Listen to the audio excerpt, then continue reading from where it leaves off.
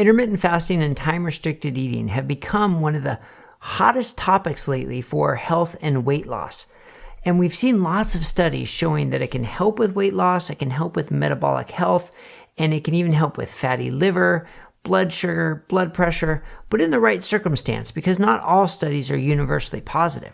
But one question that maybe hasn't been answered so well in the scientific literature, is it a reasonable thing for people to do who are busy people, who are working, who have busy lives? Can we expect them to be able to comply with intermittent fasting? Is it easy? Is it too much of a challenge? Is maybe that's why it doesn't work so well in every trial? Well, now we have a new study that's looked at it, which gives us some insight that yes, it probably is a reasonable thing to ask, at least in the 15 to 16 hour range for most people, even busy working people. I'm Dr. Brett Scher, the medical director at dietdoctor.com, and I want to talk about this study because I do think it's interesting that it seems like a real simple question. Is it viable? Is it a real thing that we can use and ask people to do that they're going to comply with?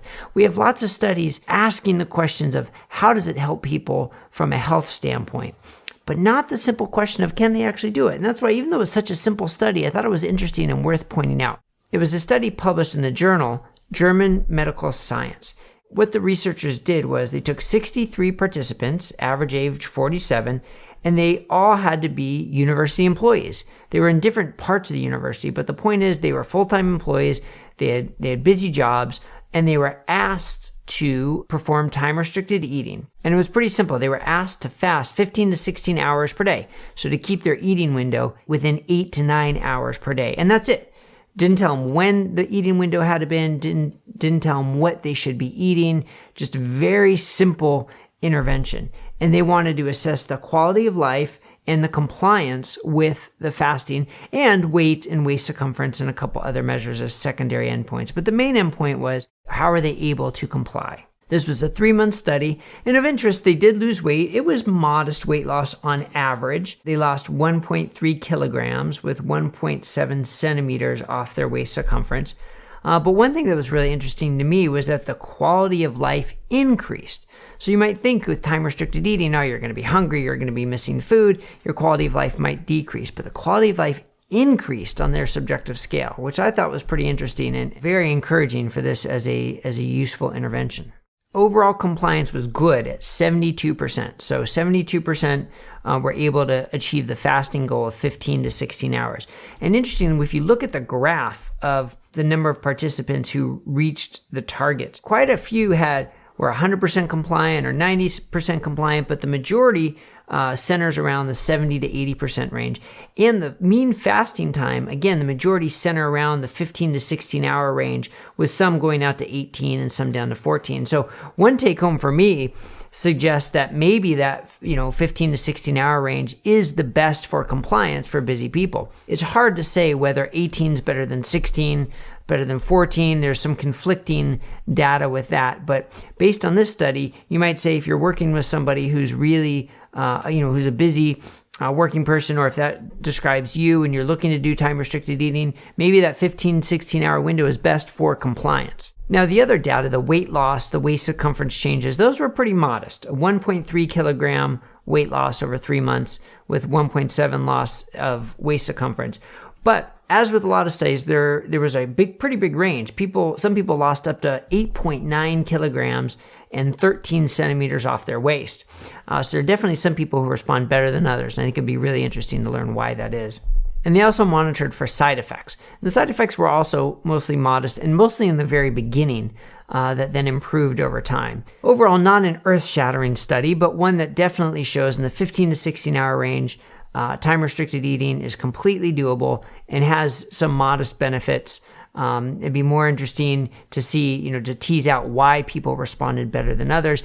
My guess is when you don't give any other guidance, when you don't tell them when to eat or what to eat or how much to eat, you just say eat in a window, that's only part of the equation. The other part of the equation I think, is making sure they realize that it doesn't give you license to eat more during your eating window. The idea is a sustainable caloric reduction, not to make up the calories during that eating window, and to still focus on good foods, right? Some people are going to be hungrier and want to binge more and maybe eat some carby, more high carb, high fat combined processed foods to kind of hit that itch a little bit more if they're hungry. So they need advice not to do that and guidance not to do that. So eating in a way that's maybe a low carb, higher protein, higher fat kind of diet may help with that satiety even better. That's why I think that's a great combination with intermittent fasting and time restricted eating. But I think this study, like an earlier study that we covered, published by Dr. Ethan Weiss and his colleagues at UCSF, show that you kind of need more intervention than simply telling people when to eat.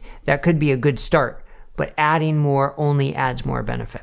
Now, while we're talking about time-restricted eating, it might be worth talking about a second study published in Circulation Research. Now, this study, the headlines say that fasting reduces blood pressure by changes in the gut microbiome. Now, anytime there's a gut microbiome study, I'm a little hesitant. I'm a little skeptical. And this was in rats, so I'm even more skeptical. Because we know time-restricted eating can reduce blood pressure.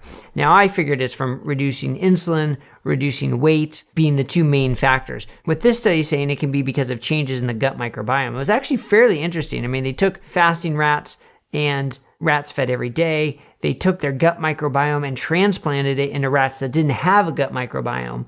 And those who received the gut microbiome from the fasting rats had lower blood pressure than those who received the microbiome from the eating rats, that rats who ate every day, which is a little crazy to me. Like, it doesn't quite make sense. So I don't know what to make of this study, but I thought it was interesting nonetheless to say maybe there are things we don't understand yet about fasting that we're going to continue to learn more about.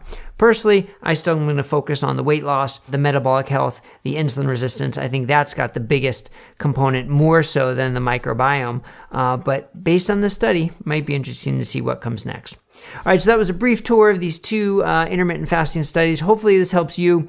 It maybe helps you understand how you can integrate intermittent fasting into your life for benefits, and how maybe it's more than just the timing of when you eat, but still focusing on what you eat, high quality foods, and making sure intermittent fasting is a long-term sustainable form of healthy caloric reduction and not just an excuse to eat more while you're eating. All right, thanks a lot, everybody. If this was helpful, please hit the thumbs up, like, and subscribe button down below, and we'll see you next time here on DD News on YouTube.